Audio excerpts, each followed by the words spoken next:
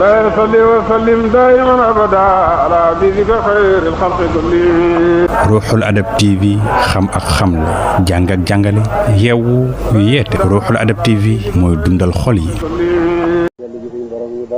bàyyi mu ne nañ jàll ci suñu borom dama ko. ñu tuubal ko sax. nañ ko tuubal sax. suñu baalee.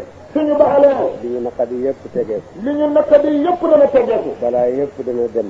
balaa yëpp dana dem. ñu nekk ci jàmm ak salaam. ñu nekk ci jàmm ak salaam. yi manqué yëpp dana doy sëkk. yi manqué yëpp doy sëkk.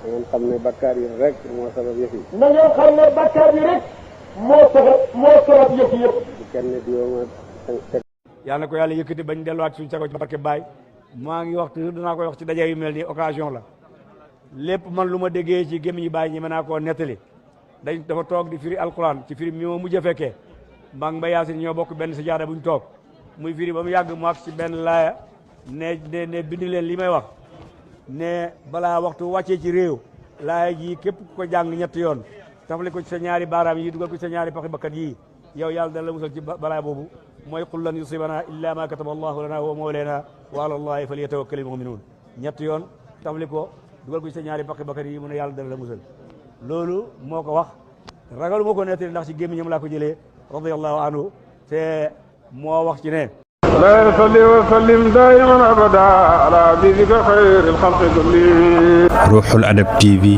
xam ak xamle jàng ak jàngale yeewu yeete Ruuxul Adab TV mooy dundal xol yi.